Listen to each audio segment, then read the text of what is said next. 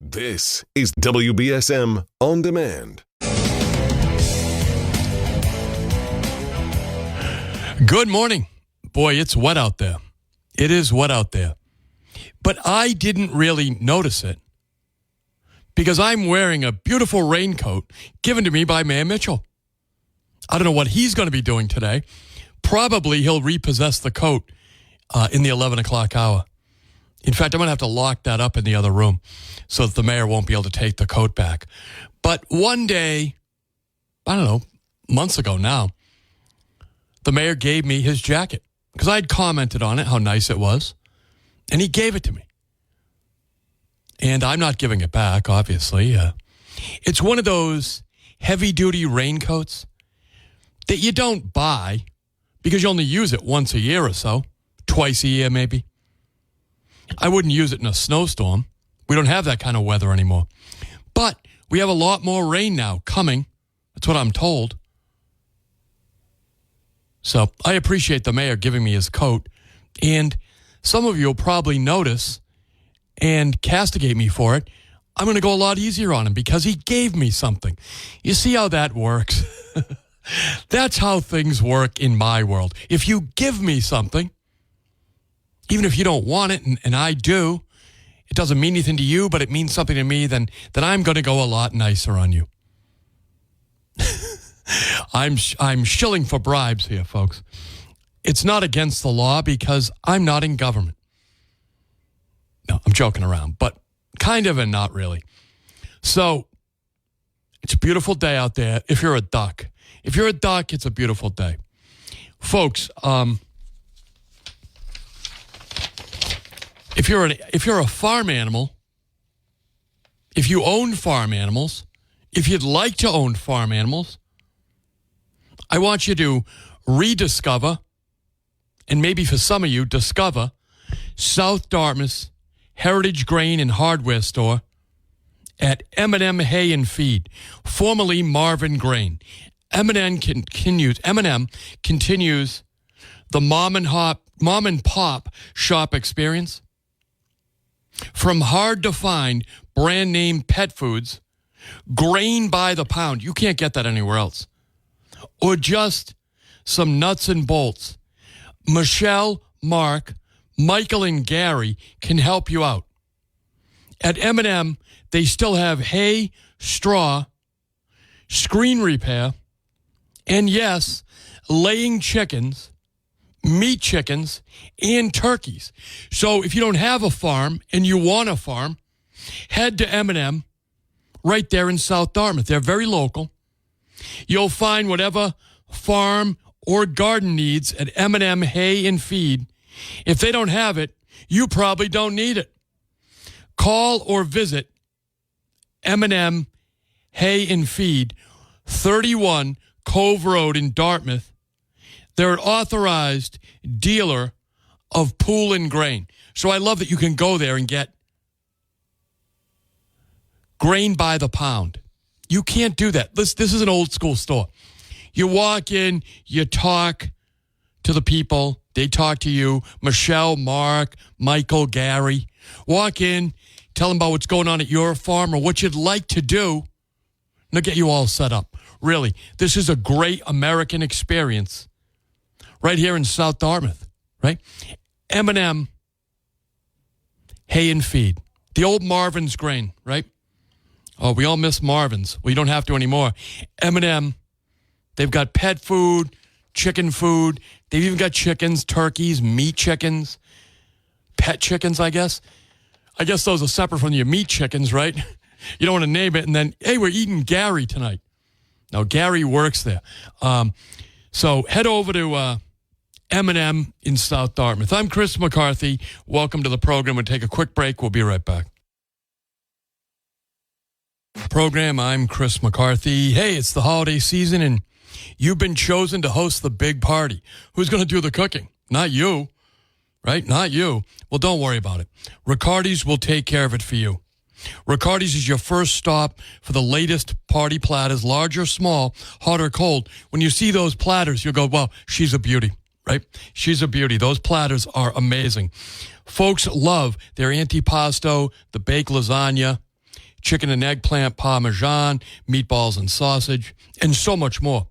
Simply uncover and serve, packaged and prepared for an attractive presentation. Like I said, she's a beauty. That's what you'll say when you see the amazing platters from Riccardi's Italian Restaurant available at the New Bedford location right on Hathaway Road or here on Sconneck Road in Fairhaven. When you see the Riccardi's box, it's going to be a great party. Leave it up to Riccardi's. They'll do the cooking, right? Don't stress out at the holidays. Folks, we're trying to make Greater New Bedford a better community. I know you do. We do. So this holiday season, WBSM and the United Way of Greater New Bedford are looking to make a mini miracle happen for 7-year-old Scarlett and her mom, Megan. Okay? Scarlett was born with a soft, cleft palate. It's basically a hole in the roof of her mouth. Makes it difficult for her to feed without the potential for choking. So she has to use special bottles and formulas, and guys, those cost money, real money, right? So she's facing a lot of difficulties. But like I always tell people, there's very few problems that are real problems if money can solve them, right? So the good news is all of her problems, most of them, are correctable through surgery. However, Scarlett needs to gain weight in order to have the surgery. And without the bottles and formula, that proves extremely difficult, right? So Megan gives Scarlett around-the-clock care. The bills are starting to pile up as she puts all her focus into keeping her daughter healthy and alive and happy on some days, right? So you can help change lives of this New Bedford family, right? It's just simply money, right? A donation to our Mini Miracle program. No amount is too small. No amount is too big. Find out how to donate by clicking on Mini Miracle at the top of the WBSM.com website or the WBSM app. Let's make a miracle happen here on the South Coast. We've got some amazing sponsors. I'll tell you, I've had people reach out to me personally yesterday. Those beautiful souls, those great girls over at the Red Room reached out to me. Ava and the rest of the crew, her mom, reached out to me and said, Chris, how do we help? So I said, listen, Ava, all you got to do is go on the WBSM app, same place you listen to me, and just make a donation, okay? Paul Douglas and his wife, Sandy, from South Coast Towing, Chris Medeiros, they reached out to me over the weekend. How do we help out Megan and Scarlett, right? How do we help them out? They want to help with the automobile problems. So everybody's getting on board. When you throw good money after good money, right, you can really solve a problem. We've got Sousa Family Orthodontics, their sponsors, First Citizen Federal Credit Union, they're involved, Boca Restaurant here in Fairhaven, Cask and Pig and Kitchen and Ale House, Fall River Municipal Credit Union, Leach Garage and Auto Body, Stallion Plumbing and Heating and Cooling. They're all throwing in money to help Megan and Scarlett, right? Come on, we can all do it, right? There's very few problems that you can't solve with money. If you got a problem that money can't solve, you better get to know Jesus, right? So what I'm saying is that while you're here on earth, do good works, help out people that need your help. But if you can do it, no amount is too small because we're going to pile it in with all this other money and it's going to make a major difference. So go to the WBSM app right now and click the Mini Miracle and help out this family, right? We're going to do this together. So last night, we had a continuation of government by shut-in here in the city of New Bedford. You had another meeting where city councilors stay home. This time it was chaired by Ian Abreu. So it was appointments and briefings. Hey, I looked at the agenda. There were about, 5 or 6 appointments. People don't want to go to City Hall anymore. I mean, they want to stay home in their jammies. Do it on Zoom. it seems to me, folks, that if you're a city councilor trying out for a job in Fairhaven, do you really want to do your meetings on Zoom? Right? I mean, in Fairhaven, we have town meetings. Now, I know if you're a New Bedford person, you aren't too familiar with those. But that's where all the elected town meeting members go to the auditorium. They can all get up, speak, vote. I mean, it's real democracy. It's to some degree managed chaos.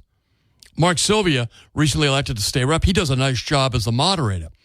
So if you're Joe Lopes or Ian Abreu, now it was Ian Abreu's call to do the meeting from his bedroom or his living room, wherever he does his Zooms from. But to say, hey, I want to be the town administrator, but I'm going to do Zoom meetings. We don't do Zoom meetings in Fairhaven. Zoom meetings. Are you gonna be the town administrator on Zoom? I mean, I know that the last town administrator, did occasionally do that. I get it if it's inclement weather or whatever, but I mean, seriously, doing city government by Zoom is not good. It's government by shut-in. When Linda Morad does it, I don't think it's good. When Maria Giesta does it, because she doesn't want to go to City Hall, I don't think it's good. And when Ian Abreu does it, I don't think it's good. You have a beautiful City Hall. You have a majestic chamber. If I was a city councilor, I'd love to be in that chamber. You get a lot more gravitas from standing in that chamber and asking questions of nominees and making your opinions known to the appointees, right? Just doing it on Zoom, it's government by shut-in. And I don't think it makes the city government look strong, look involved. I get it. It's a nice tool when you have to use it that way, like there's a pandemic. But the idea that you're going to hold an appointments and briefings, you're going to quiz people on Zoom about what they're going to do. These people have multiple year terms, right? Multiple years on important boards, library trustees, constables. I mean, these are serious positions. And you don't want to go to City Hall, so you just do it by Zoom because it's convenient for you? Folks, what has happened to the city council in New Bedford where they think it's about themselves, not about the government, not about the taxpayers? They make it convenient for themselves. I'm telling you, folks, you've got some real problems in that city council, particularly when they all get together, right? You've got some shining stars, don't get me wrong. I hate to lump them all in because they're 11 individuals. But, boy,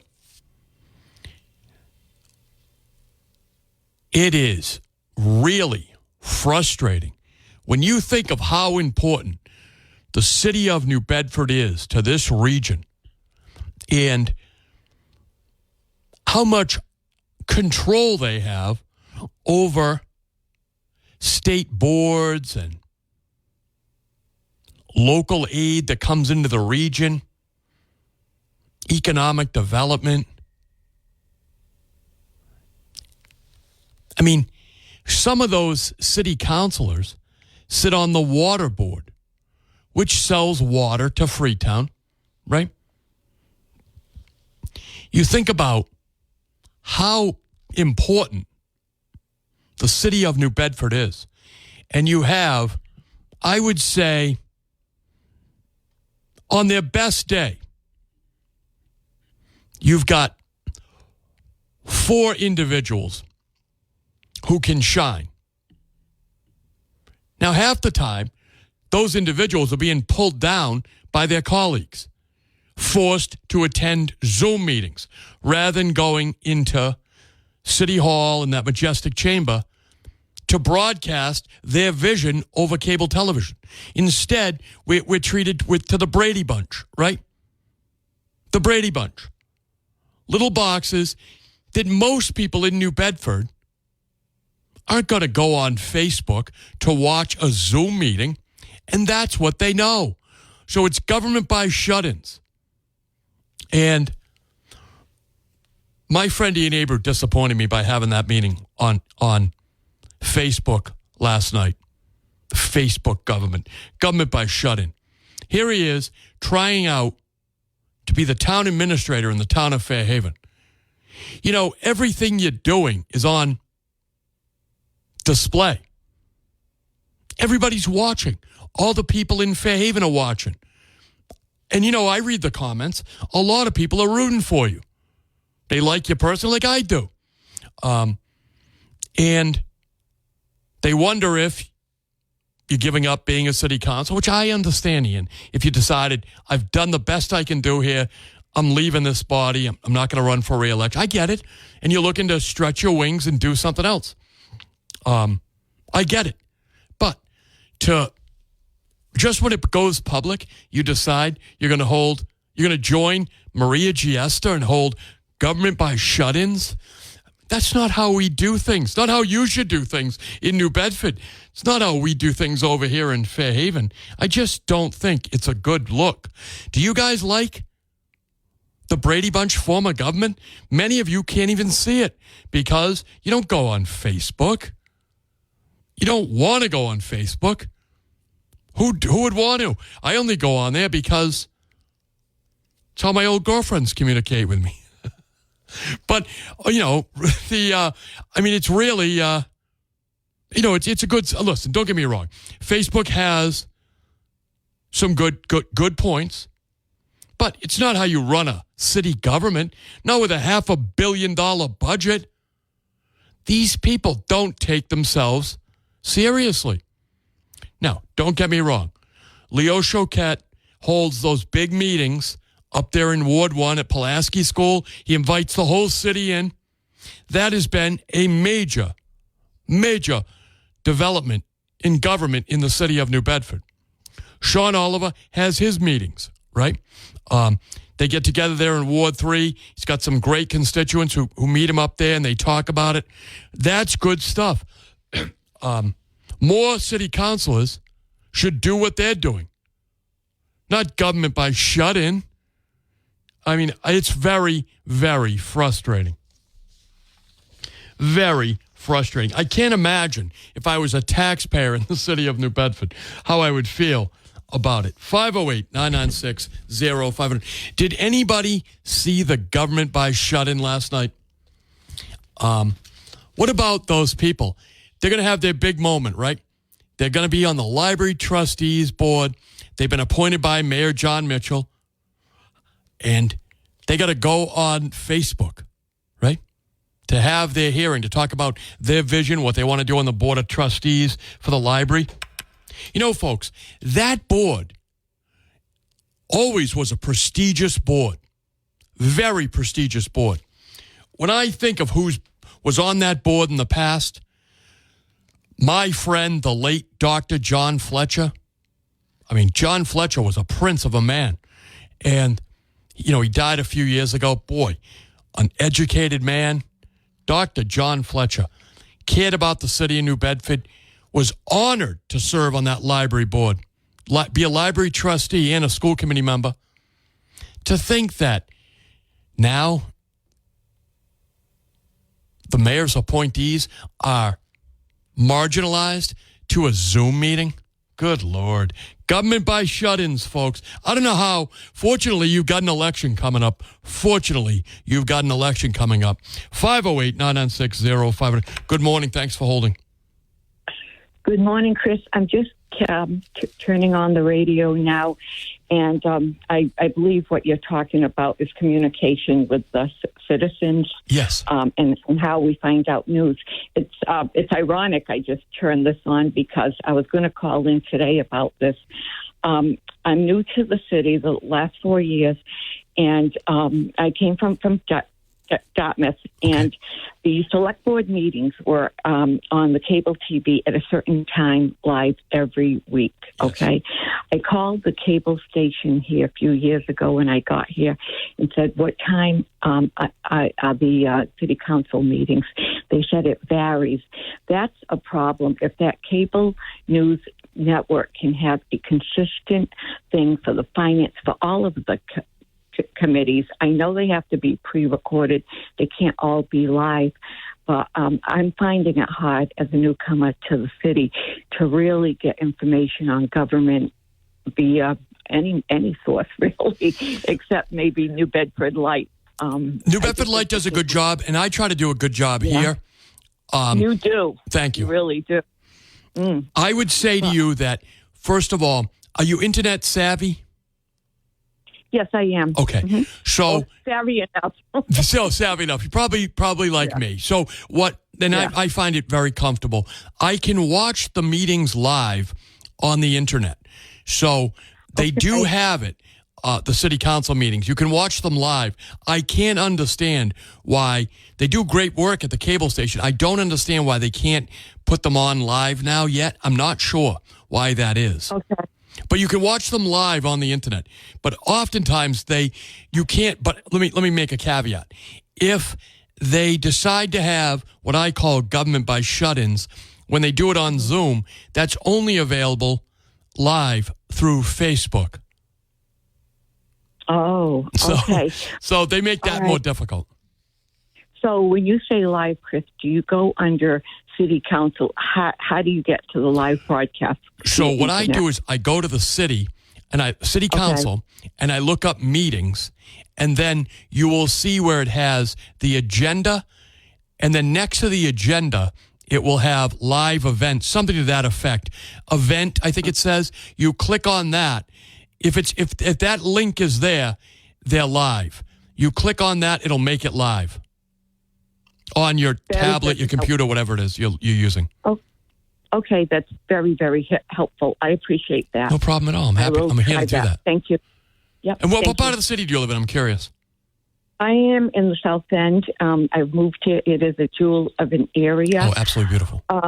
While you are on this, we have Clark Cove meetings, and I did invite Christopher from Christopher's Restaurant in Fall River. He's doing a lot on changing culture. We're not having another meeting until February 19th, and he has graciously accepted an invitation on how he has changed his neighborhood, which is similar to a lot of areas down here. But the point of inviting him is this: we feel we cannot depend on government. We have to make changes ourselves. And you're 100% right about that. And getting more connected with each other. So I will, in February, contact you to announce that. That would be wonderful. Please do. Consider me a resource. I love when people get involved in their communities. I really do. Mm-hmm. Much appreciated, and we'll keep you up to date, Chris. Thank you for all you do, because you are my main source of New Bedford news. And remember to call your counselors about any information, anything that you want them to do or not do, particularly not do. Yeah, I have texted them about the, chairman of the city council. The presidency, Shane Burgo, yeah. And one person got back to me, and that was it. There has been an issue having city councilors getting back. I find that kind of like a black hole sometimes. That's been an issue, and you kind of have to be very consistent and nab them when you can. So I agree with you. And remember, you can always contact them. You can always reach them by voting against them right next election. They're very sensitive to that, aren't they? Well, they are, but if I've had a letter, I wanted it to go out to all council members. I contact the secretary or whoever is in charge of their emails, and I said, can you please post this for me? If I send it to you, can you please post this? So, to send a letter to the counselors. I've done it on different issues, and she's been gracious enough. I forgot her name. She's the secretary to the city councilors, but they do a wonderful job down there. Dennis Farias has a great staff. They do a wonderful job. Yeah. Yep. So I'm still navigating communication in Bedford. I love it. Right? We get stronger by learning. I really appreciate it. And thank you. Don't be a stranger. Please call back. Certainly before that February meeting. Let's announce it here. For sure. All right. Thank you, my friend, as always. Thank you. Appreciate that. See, that woman's getting involved and enjoying it. Right? That's what we've been talking about. When I had my guest yesterday, who's now on the school committee out there in Dighton, Rehoboth, we have Tom Hodgson here. It's good to be involved.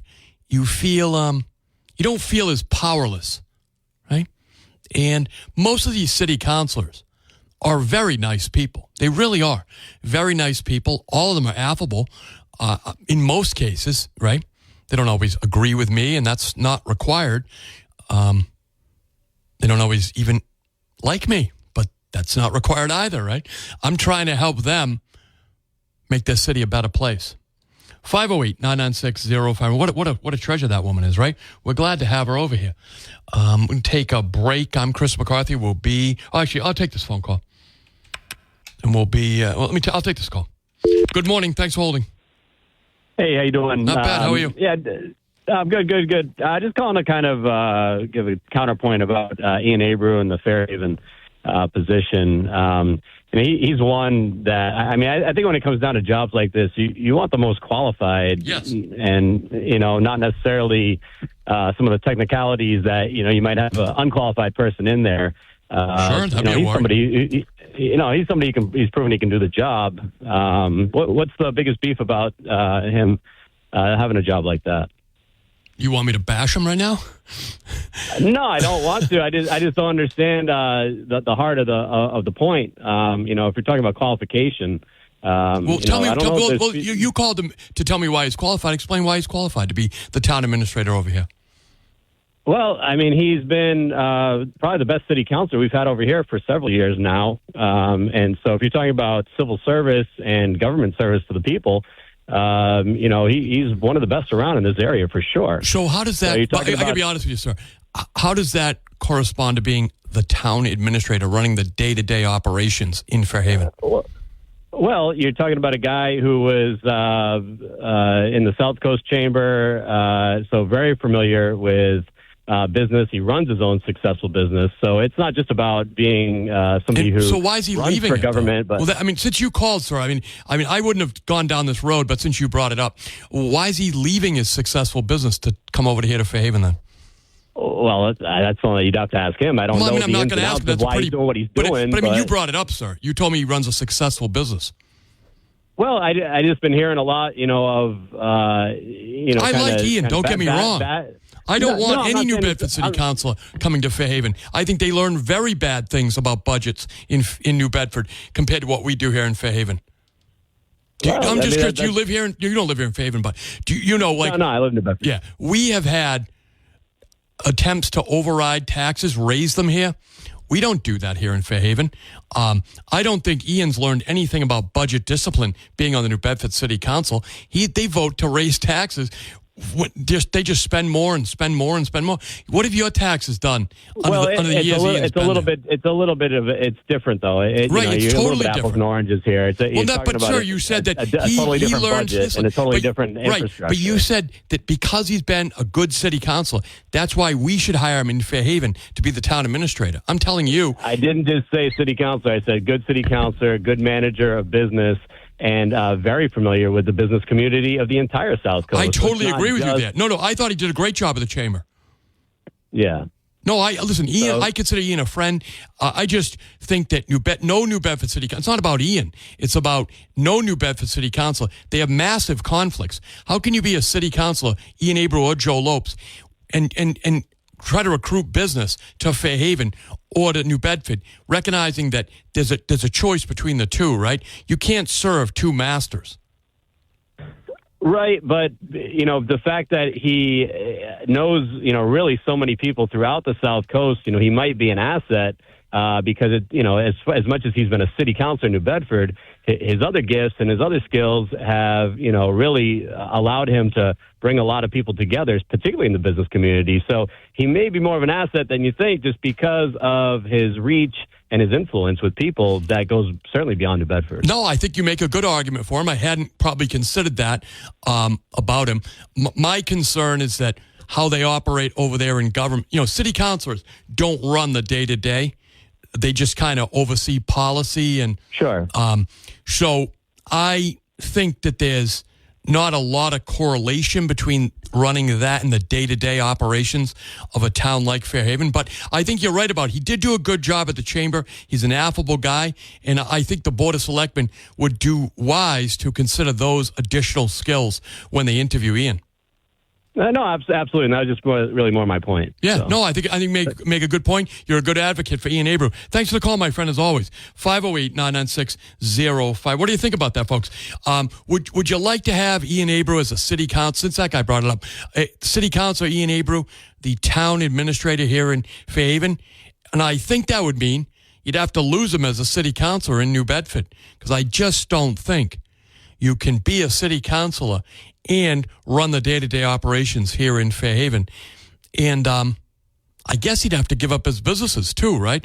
I don't know how he'd do all of those. I would imagine the Board of Selectmen would require that. Anyway, so I do have to take a break, folks. If you're on hold, stay there, but I do have to take a break. I'm Chris McCarthy. Stick around. We'll be right back. We're having a little bit of fun here. When you're... So when a caller calls up, clearly a staged caller, I've got to put some more information out there, right? Here's another reason why I don't think Ian Abreu should be the town administrator here in Fairhaven. The only thing the city council really does, I shouldn't say that, but one of the big responsibilities is cutting the budget. Where was Ian Abreu last year when the city council got together? Sean Oliver, Leo Choquette, Linda Morad, right? And on a number of votes, a bunch of other councilors, obviously, right? They worked together for months, and they started cutting the budget, okay? They cut the budget deeper than anybody's ever cut the budget, right? He skipped the meeting. He scheduled a vacation when he knew the meeting was going to be. So, and I know members of the Fairhaven Board of Selectmen are listening, since this is the topic of the day generated by that caller. I simply was just continuing my conversation about how I don't like government by shut-in, and I don't like when Linda Morad does it. I don't like when Maria Giesta does it. I'm shocked that Ian Abreu decided to join those two. I didn't know he was one of the gals now, right? I really didn't know he was one of the girls. I really didn't know that. So when he joins the Troika, he becomes the Troika. It's him and the girls, government by shut-ins. And then he has a call up to defend that he should be the town administrator in Fairhaven. It causes me to look back in my memory bank and go, what else irks me about Ian Abreu? Oh, yeah, because I like the guy overall. I think he makes a great ice cream cone. But he skipped the most important meeting, the budget cut meeting, because he didn't want to have to take that vote. Disappoint the taxpayers or disappoint the mayor. He can't make hard decisions. That's why I'm doing him a favor by telling the Board of Selectmen he shouldn't be the town administrator. He couldn't handle the job. Let's face it, right? 508-996-05. Back to the phones. Good morning. Thanks for holding. Great topic. Thank you. Great topic. I started thinking about two different things when you brought it up. Well, when the caller actually brought them up. Does the town administrator in Fairhaven get a pension? Oh, I'm sure. Yeah. If they last, yeah. Okay.